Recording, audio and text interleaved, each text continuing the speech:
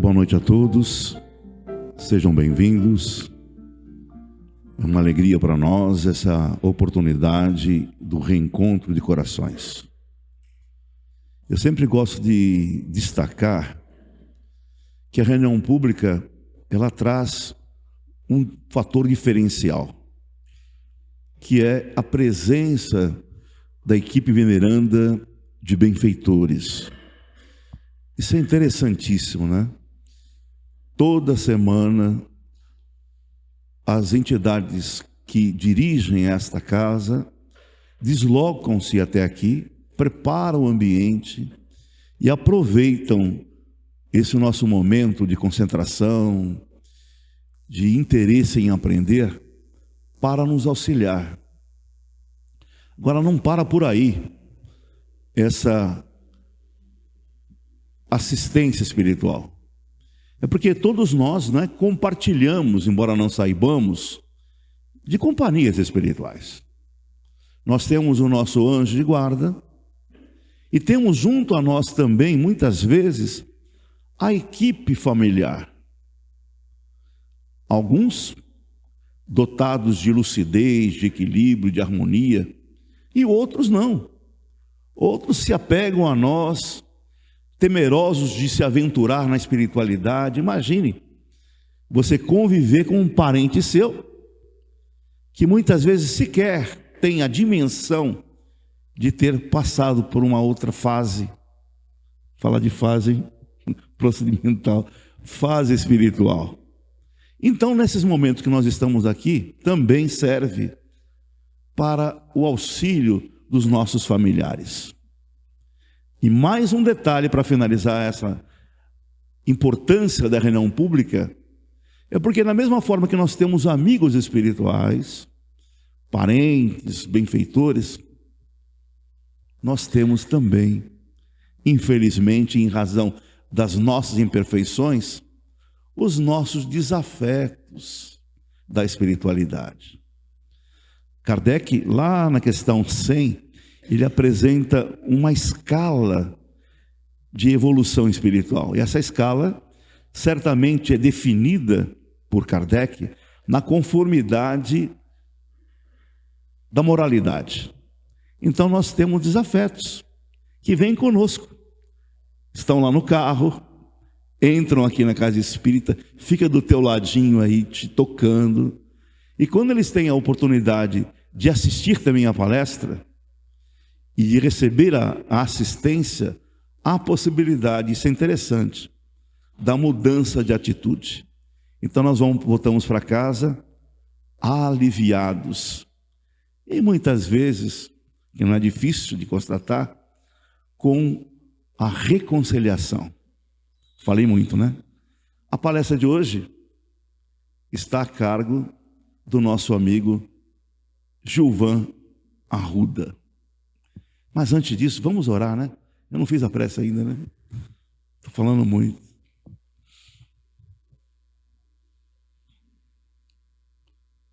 Kardec explica que a comunhão de pensamentos é muito importante. Agora imaginemos nós aqui reunidos num único pensamento de buscar a Jesus. Mestre, nos fortaleça, Senhor, a inquietude da nossa alma, a nossa fraqueza, e permita que nesta noite de bênção tenhamos condições de aprender um tanto mais, de elucidar as nossas dívidas e principalmente fortalecer a nossa fé. Temos certeza do teu amor e te agradecemos todos os benefícios aqui alcançados. E insistimos, Senhor, para que permaneça conosco, hoje e sempre. E que assim seja.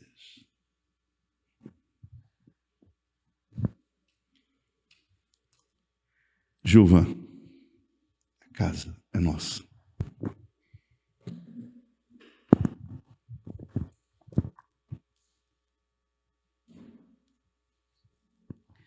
Uma boa noite a todos.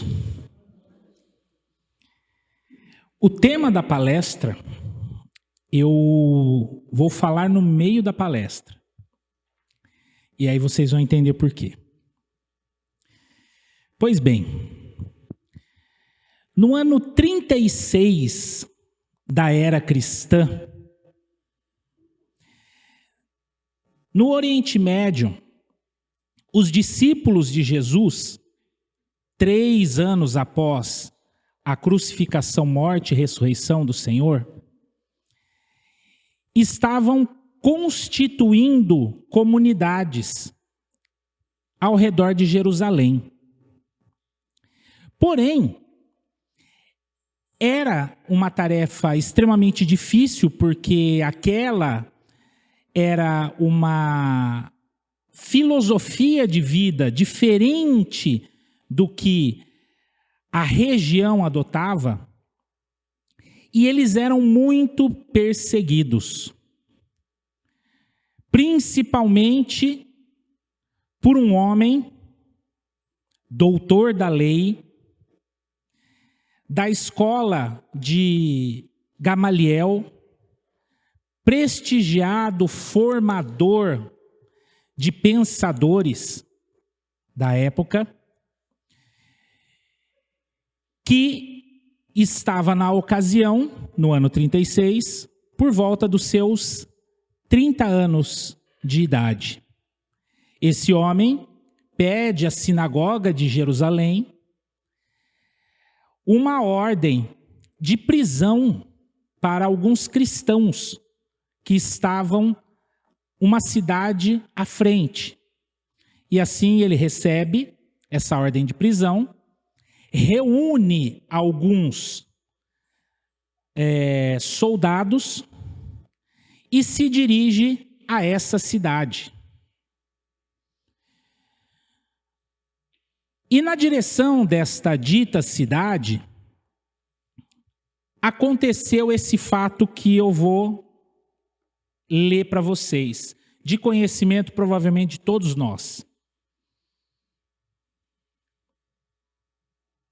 Ao prosseguir a jornada, sucedeu que ao se aproximar de Damasco, repentinamente, uma luz do céu brilhou ao redor dele. E caindo sobre a terra, ouviu uma voz que lhe disse: Saulo, Saulo, por que me persegues? Portanto, esse homem, doutor da lei, de 30 anos, que estava indo cumprir um mandato de prisão na cidade de Damasco, era Saulo. E no meio do caminho acontece esse fato, e ele cai no chão completamente cego. E pergunta: quem é que fala? E o próprio mestre responde: És Jesus a quem tu persegues. E ali ele recebe as instruções para adentrar a cidade. E ele só ficaria curado se ele recebesse a oração do homem que ele estava indo prender, Ananias. E naquele momento, muitos acham que foi um fenômeno mediúnico de clareaudiência de Saulo. Mas não foi. Olha o que diz os Atos dos Apóstolos. Quando ele pergunta: quem é, Senhor? E Jesus responde: eu sou Jesus a quem persegues. Mas levanta-te da cidade e te será dito o que é para fazer. Mas levanta-te, entra na cidade e será dito o que fazer. Os varões, preste atenção nesse detalhe, os varões que caminhavam com ele estavam em pé, emudecidos, ouvindo a voz, mas não vendo ninguém. Então não era um fenômeno necessariamente mediúnico, era um fenômeno de efeito físico, de voz direta. Jesus falava de modo que Paulo, que naquele momento ainda era Saulo, ouvia, mas os homens que estavam com ele também. E a partir daquele momento, resumindo toda a história, nós temos a entrada dele, ele fica na cidade 3 dias cego, sem comer e sem beber, até que ele recebe uma oração de Ananias e a sua visão é restaurada. A partir daquele momento, ele toma uma decisão de fazer 2 mudanças. Primeira, muda de nome, de Saulo para Paulo. E a segunda mudança é o seu proceder, de perseguidor dos cristãos para propagador do evangelho de Jesus. Então ele começa a ler os escritos, ele começa a estudar a vida de Jesus, os milagres, as profecias e todas as informações que estavam presentes naquele grupo de cristãos que ele conhece no primeiro momento. E assim, os Atos dos Apóstolos têm 2 partes, Atos de Pedro e Atos de Paulo. Por quê? Porque Paulo foi um dos maiores marqueteiros de campanha de Jesus. Paulo foi um dos que mais divulgou para fora Jesus. Pedro, na Casa do Caminho, fazia a coisa acontecer regionalmente. Paulo não, saiu viajando, criou lá um Instagram, um TikTok e um Twitter e começou a falar de Jesus para fora do círculo. E ele, com as cartas, acabou criando o que na época eles chamavam de igrejas. Então a igreja dos Tessalonicenses, dos Colossenses, de Gálatas, Corinto e assim por diante. Todos os Atos dos Apóstolos narram essa atividade missionária de Paulo. E como vocês estão vendo essa imagem aqui, é uma representação de Paulo. Pois bem, então nós definimos aqui que Paulo foi um dos grandes evangelizadores, um dos grandes missionários de Jesus, correto? Muito bem. E Paulo, além do que está descrito nos Atos dos Apóstolos, tem uma obra fantástica que eu me apaixonei por ela, né? Paulo e Estevão, porque aqui fala da profissão de Paulo. Na obra Paulo e Estevão fala da vida pessoal dele, que ele perseguiu o próprio cunhado, Estevão, até a morte, antes da conversão. E depois de convertido, a paixão dele por Abigail e todo o drama pessoal de Paulo está lá naquela obra maravilhosa, que eu já falei outras vezes, para mim foi uma revelação incrível, porque eu já conhecia da teologia cristã os Atos dos Apóstolos, e tem muitas lacunas, né? Paulo sai daqui e vai para lá, Paulo está aqui e daqui a pouco está lá. E aí você fala, e esse período do meio aqui, o que ele está fazendo, né? E Chico, através da sua mediunidade, realmente coloca todos os pontos que faltavam nos Atos dos Apóstolos. Pois bem, falamos desse grande missionário de Jesus. Vamos falar de um segundo missionário de Jesus. Esse missionário é um pouco mais próximo de nós. E para não me alongar demais, em 1206, este jovem rapaz foi até uma igreja de São Damião. E esta cruz que você vê lá em cima é uma foto atual, do ano passado. Essa é a cruz que eu vou citar, e essa é a igreja de São Damião ali dentro. Este rapaz foi até esta igreja e lá, tocado pelo evangelho de Jesus, começa as lágrimas, perceber que a vida dele estava errada, porque ele era um jovem do exército, estava fazendo muitas besteiras na vida. E naquele momento ele começa a orar aí nesta igreja que existe até hoje. E em 1206 ele ouve uma voz: Francisco, reconstrói a minha igreja. Ele, sem entender direito o que estava acontecendo, saiu correndo, foi até a loja de tecidos do pai, pegou alguns tecidos, foi na cidade, vendeu esses tecidos a preço de banana, foi lá e começou a erguer um muro, como pedreiro. E ele ouve a voz de nós, a voz de novo, fala: Francisco, não é isso. Reconstrói a minha igreja. E aí ele cai em si e percebe que a missão que ele tinha era de renovar a espiritualidade da igreja que existia então no mundo. E ele começa a pregar a pobreza, primeiro que ele já era um jovem de classe média alta da cidade, morava num condomínio fechado bonito, lá em Assis. O pai era empresário, né? Ele abandona tudo, vai morar na rua e começa a pregar sobre Jesus. E aí ele acaba arregimentando uma série de seguidores até chegar essa informação nos ouvidos do Papa. E o Papa chama ele para conversar. E naquele momento, Francisco de Assis foi um dos maiores missionários da transformação espiritual do catolicismo naquela época, porque era a religião vigente. Então foi um grande missionário, agora mais próximo de nós, né? Em 1200. Pois bem, esse aqui eu duvido que vocês acertem.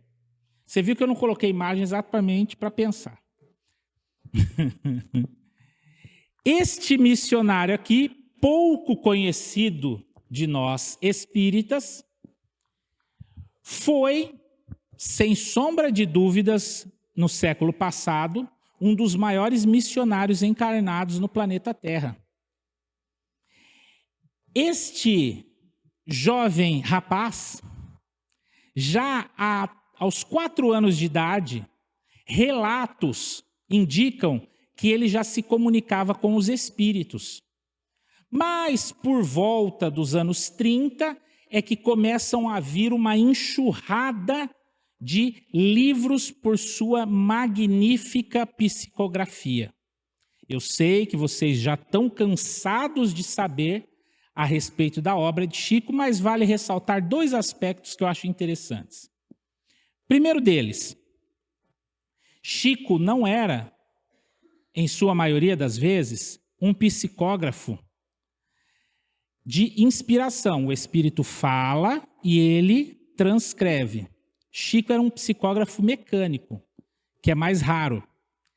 Ou seja, através das conexões fluídicas, o Espírito consegue mover a mão dele. Portanto, existem fenômenos incríveis estudados com Chico em diversas universidades pelo mundo. Certa feita, inclusive, o Chico foi levado para um desses experimentos e, na humildade dele, ele aceitava e ia, porque ele sabia que eram os espíritos que iam auxiliá-lo e não ele. E ele psicografou de trás para frente, com as 2 mãos independentes, uma carta em cada mão, de trás para frente, aqui, em cada mão, em um idioma diferente, por um espírito diferente. Eu poderia ficar aqui falando de N fatos extraordinários sobre este missionário de Jesus, que foi Chico Xavier. Todo mundo sabe que ele psicografou mais de 450 livros, mas vocês sabiam que não era essa a missão dele? Ele tinha reencarnado com um planejamento de psicografar 200. Ele bateu a meta, né? Chico mais que dobrou, e por isso foi dado mais tempo a ele. Segundo alguns falam, até 20 anos Ele viveu a mais do que estava no planejamento reencarnatório dele. Então, ele, de fato, foi um missionário extraordinário. Até hoje, se você contar os dias da semana que Chico psicografava e adentrava as madrugadas, se você fizer uma conta por baixo, mais ou menos, durante todos os 70 e poucos anos de mediunato dele, além dos 450 livros que estão sendo publicados, inclusive até hoje, porque estavam guardados sob a tutela do Geraldo Lemos, do filho dele,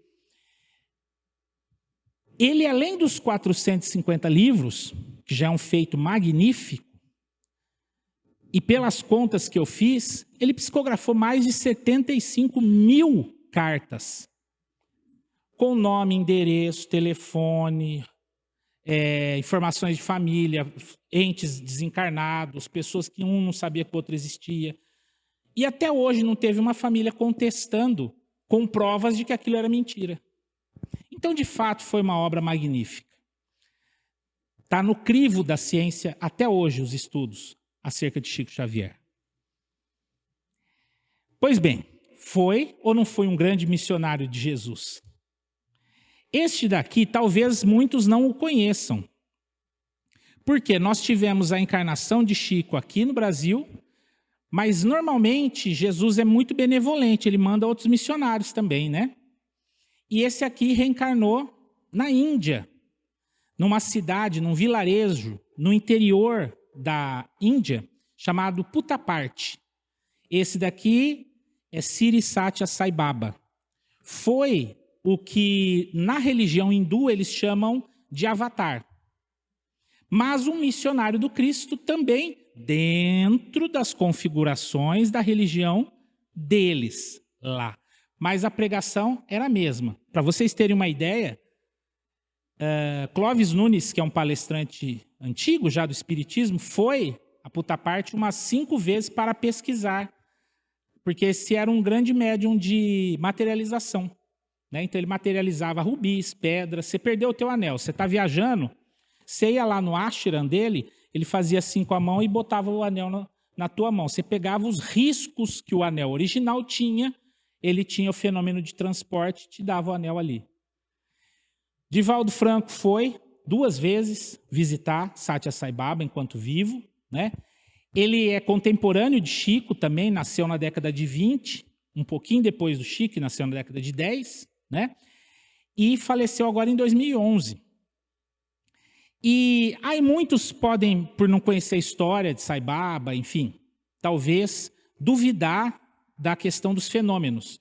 Mas o que muitos não sabem é que o Sai Baba, ele não é conhecido pelo o povo da Índia, da China, do Nepal e tudo mais, pela materialização. Porque para eles lá isso não importava. Ele fazia o vibhuti dele lá, às vezes algumas centenas de quilos ele materializava em uma sessão.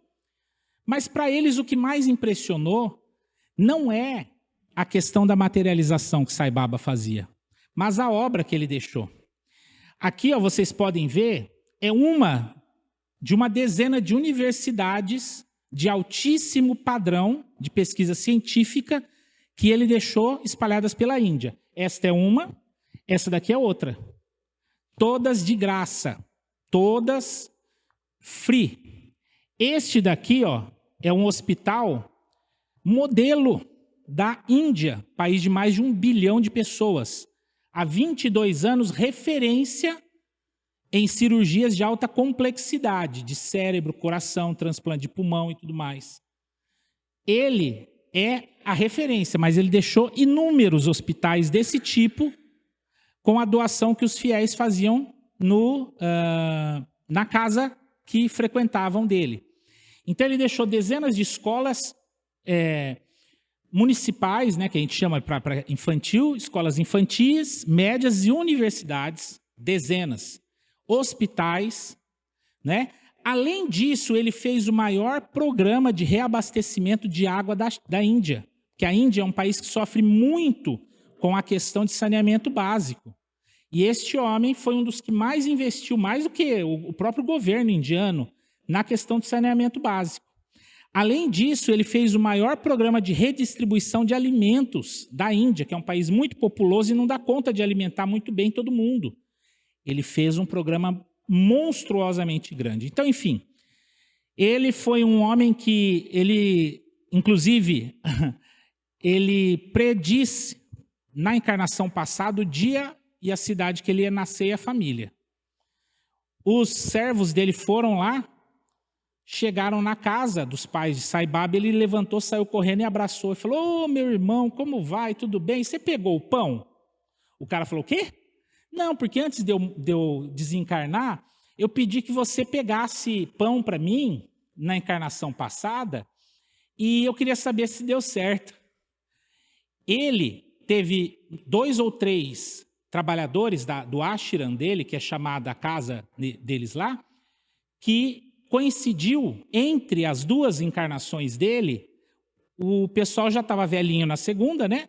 Mas conseguiu trabalhar com ele 2 encarnações. E ele deu, assim, inúmeras provas que era ele. E ele desencarnou em 2011, já dando o endereço para os servos dele lá, onde ele vai reencarnar de novo, que vai ser dentro de pouco mais de uma década. Enfim, então é um grande missionário também da espiritualidade no nosso meio. E agora vem o tema da nossa palestra. Depois desses 4 exemplos básicos, eu te faço essa pergunta.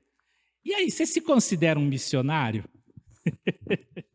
Eu fiz de propósito.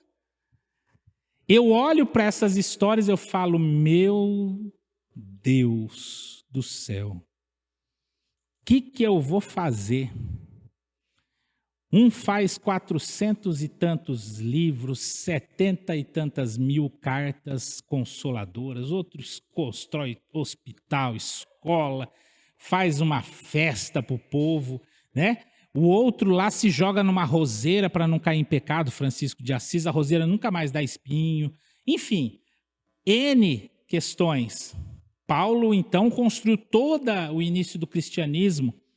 Eu olho para mim e falo: meu Deus, estou enrolado, né? Por quê? Porque nós imaginamos que missão são somente essas obras extraordinárias. Mas sabe o que a espiritualidade, com sabedoria através do espiritismo, nos mostra? Que missão é isso aqui, ó. Aí você já não entendeu nada também, mas eu vou aí. Sabe o que é isso? Este organograma aqui, ó, é um organograma que eu fiz na época que nós estávamos estudando na casa, o livro Sexo e Destino. Isso daqui são as relações de 2 famílias ao longo de 200 anos de história. Portanto, para que eu trouxe aqueles exemplos e isso daqui para nós entendermos? Porque, meus irmãos, a maior missão que existe é essa daqui. A missão de cuidar de quem a gente lesou no passado. A missão de ser amparado para quem a gente desamparou no passado. A missão de nos relacionarmos com pessoas difíceis, que foram pessoas que nós fomos muito ruins para elas no passado. Então, aqui um resumo muito básico. O mentor dessa obra, se você já leu, é o irmão Félix.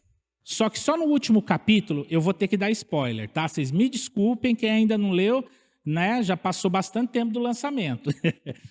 Irmão Félix, que desde o começo está junto com André Luiz na narração dessa história, na verdade foi o principal centro do problema todo que gerou os desequilíbrios da encarnação presente na encarnação passada. Então, ele vai e ascende na espiritualidade e todos os outros encarnam. E da espiritualidade ele fica tentando, esses daqui ó, são os colaboradores, fica tentando arranjar uma grande equipe para ajudar esse núcleo familiar. Então, em verde aqui ó, são os espíritos na encarnação presente. Em azul, os espíritos da encarnação passada. E ali em amarelo são os trabalhadores espirituais. Eu não vou entrar em muitos detalhes aqui, mas basicamente, Cláudio Nogueira, que é casado com a Márcia ali, ele acaba tendo 3 filhas nessa relação familiar, só que uma delas, a Marita, é adotada. E o pai nutre um sentimento muito grande de desejo. E, em resumo, ele acaba cometendo um abuso sexual com a filha. E depois nós vamos ver todas as relações do passado, por que tudo isso aconteceu. Então, no passado, essas mesmas pessoas se relacionaram entre si. E por isso, ainda, espíritos inferiores como nós somos, estavam nutrindo desejos passados. Percebe, então, que nós temos que parar de olhar aquele que está no palco fazendo um monte de coisa e olhar para o nosso núcleo familiar, para a realidade em que nós estamos inseridos hoje e perceber que não há maior ação de missionário do que nós fazemos o nosso trabalho com aqueles que estão ao nosso redor, que é difícil, muito, é sofrido, desentende, vai para cá, vai para lá, mas esses míseros 80 anos, 90 para alguns, 130 para o Dr. Eros, não são nada perante ao que eu gosto de dizer de timeline maior do tempo, que são as encarnações. No livro A Caminho da Luz, de Emmanuel, ele fala que os espíritos atualmente encarnados na Terra já têm mais de 4 bilhões de anos. Nós. Sem falar dos exilados de capela, tá? Nós. Tem mais de 4 bilhões de anos. Quanto tempo tem a Terra de formação? 4,5. Então tem uma conta aí que não está fechando. Se nós temos mais de 4 bilhões de anos e a Terra só foi habitada nos últimos 200 e poucos mil anos de história de maneira inteligente, então, de onde nós viemos? Da casa do Pai. Então, não importa o cenário que nós estamos aqui inseridos, para que nós saibamos uma coisa: cada um está exatamente onde deveria estar. Vou repetir. Cada um está onde deveria estar. Ninguém casou errado, ninguém tem filho errado, ninguém tem casa errada. Todos nós temos a parentela que necessitamos. E temos que cuidar da evolução espiritual desses danadinhos. E eles de nós. Por isso, essa é a missão que cabe a nós no momento. No dia de amanhã, quando você for um espírito com milhões de anos à frente, como Chico, você vai estar fazendo umas coisas daquele jeito. Daqui a alguns bilhões de anos, como você for um espírito do nível de Jesus, você vai estar moldando uns planetinhas com a mão. Jesus, ele é governador de 5 planetas atualmente. Então, olha o nível desse espírito. Nunca pisou na terra ninguém superior a ele. Mas a nossa trajetória é que nós cheguemos no nível do Mestre Jesus. Por isso que ele mesmo fala, vocês são deuses. Tem que se apropriar disso. Pois bem, aí você pergunta, Gilvan, mas eu não sinto, eu às vezes me sinto meio deslocado, né, da coisa toda. Parece que eu não estou no lugar certo, né? Eu também gostaria de estar morando no Mediterrâneo, né? Tá andando, né, uma situação diferente, mas a espiritualidade me deu essa missão. Por quê? Você não precisa se angustiar. Acima de nós, os espíritos que cuidam de nós, sabem que só podem dar o trabalho a hora que a gente estiver pronto para receber. Às vezes eu me questiono, eu falo, Senhor, olha, eu passei por tanta dificuldade, agora eu não podia dar uma pausa? Mas não, eles sabem o quanto de responsabilidade, de trabalho, de dor de cabeça a gente tem condição de suportar. E veja só, uma coisa que nós temos que ter em mente é que missão não se pede. Missão não se pede. Trabalho não se pede. Ele é dado para nós. Ele é oferecido. Falou, escuta, você não queria ir quarta-feira dar uma palestra lá? Vou. E assim nós vamos fazendo com que essa encarnação vá sendo cumprida as tarefas que nós, lá na espiritualidade, pedimos. Então lá é o momento de pedir. Falar, pessoal, põe aí na ficha aí, ó, deixa eu fazer isso aqui, isso aqui, isso aqui, isso aqui. Quando a gente reencarna, vem para executar. Depois que está aqui, o que a gente tem que fazer é abraçar o danado do marido, da esposa, do amigo, do cunhado, né?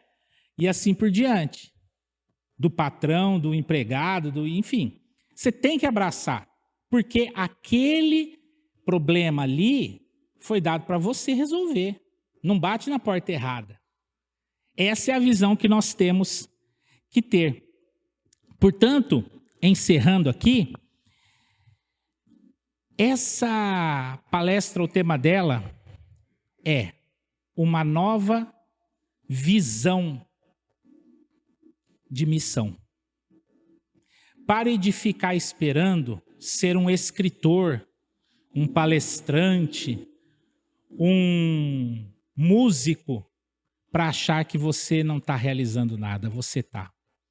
Pode ter certeza que nessa trajetória que nós já percorremos, que nós já evoluímos um pouquinho de cada dia. Tem um amigo meu que ele é nascido em Santos, morou a grande parte da vida em Salvador e estava morando recentemente em Recife. Então eu falava que ele era um baiano de Recife, né? E ele tem uma frase que era fantástica, devagar é pressa. Então, de fato, às vezes nós nos angustiamos que precisamos fazer mais e o quanto mais pudermos fazer, melhor. Mas entenda que se não está aparecendo determinadas missões, é porque a missão já está dentro da tua casa. Uma boa noite a todos.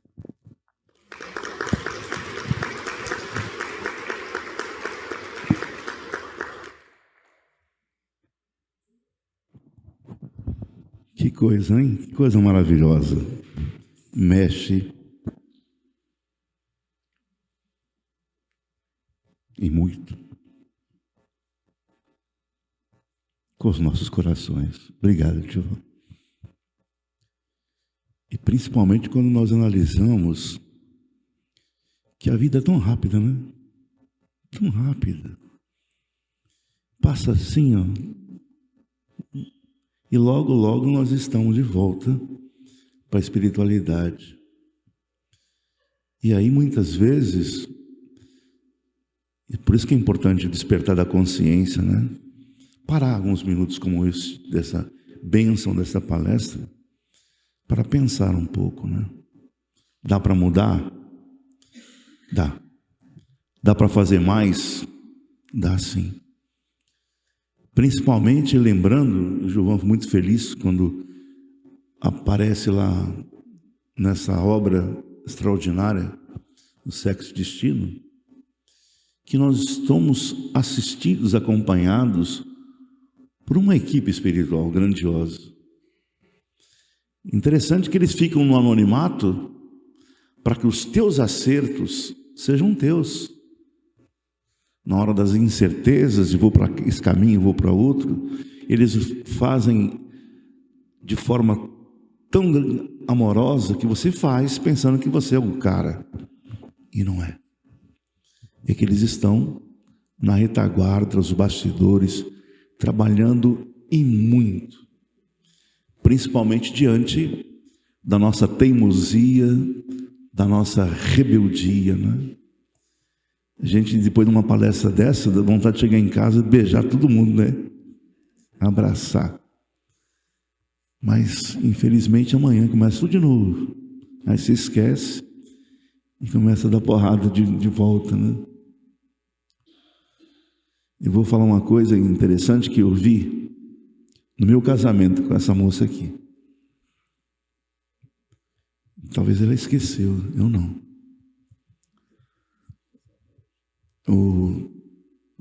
A Anaí era espiritólica. O que é isso? Frequentava a casa espírita, mas também tinha as suas raízes no catolicismo. Nós casamos numa igreja católica. E lá na hora do cerimonial, quando o padre pegou na mão dela e pegou na minha, botou as duas mãos juntos, era novinha, 18 anos, não é? Eu tinha só 23. Ele olhou para nós e falou assim: olha, meu filho, nunca leve uma briga para o dia seguinte, para você ser feliz no casamento. Nunca mais esqueci. A gente leva ainda. A gente levanta com cara amarrada. A briga de ontem. Então, o padre Chico, né, era um holandês. Muito bacana. Confesso para vocês que eu não conversei a respeito do tema com o Giovan. Nós estamos trabalhando junto agora num projeto que logo eu divulgo, né? Projeto que não tem nada a ver com o espiritismo, tá? Na minha área do direito. Nós não conversamos. Convidei, ele aceitou, mas olha que mensagem. Eu, quando fui a Sacramento conhecer a obra de Eurípides Bassanufo, nós tivemos contato com a sobrinha de Eurípides. E ela foi tão encantadora que lá, para quem visitou o Sacramento, em regra, eram turistas espíritas, eram caravanas. Mas ela pegou pela minha mão, eu e essa moça aqui, falou, me levou para a casa dela. Fui para a casa da Igorina. E um dia me falou assim, ai, Marcos, tio Eurípides falou que ele não fica só aqui não, né? Deu uma dica para mim que ficou na minha consciência. E hoje nós tivemos a mensagem dela. Queridos irmãos, Jesus por nós. De fato, na nossa trajetória terrena, tivemos notícias de diversos missionários do Cristo. Não combinei com ele. É comovente cada episódio narrado.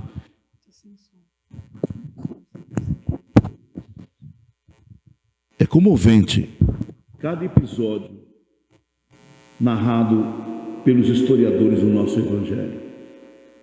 E nós somos verdadeiramente seguidores do Cristo? Se copiou aqui, né? Não basta a resposta positiva. Temos a necessidade de reverter em nós as lições do Cristo, em atitudes e comprometimentos. Assim, irmãos, todos podemos agir pelo Cristo e em Cristo.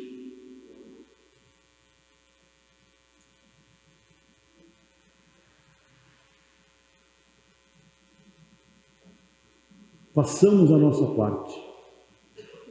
O amor é o caminho. Paz a todos. Igorina. Foi no começo. Isso demonstra de forma inequívoca a presença dos espíritos que já estavam desde a tardezinha com você, não é? Então vamos nos preparar para o passe coletivo. Quando a gente escuta uma palestra dessa, não dá vontade de ir embora para casa, né? Dá vontade de fazer igual Jesus, né? Jesus, quando sobe no monte lá, Aparece Elias, Moisés, e eles quiseram fazer uma tenda para cada um, né?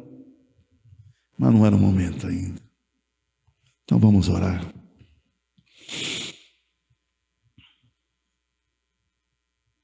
Ah, Senhor,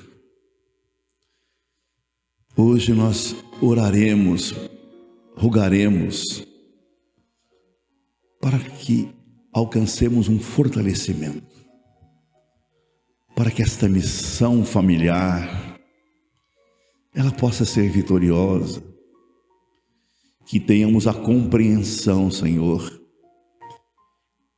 em identificar, principalmente, em cada integrante de nossa família, pais, irmãos, filhos, a nossa parentela maior, que possamos compreendê-los com as suas limitações, com as suas dificuldades, e com entendimento, Senhor, desta constelação familiar, onde nós devemos brilhar e sermos porta-voz do Teu amor, recordando, Senhor, as Tuas palavras, que queremos colocar em prática, que os Teus discípulos serão conhecidos por muitos se amarem.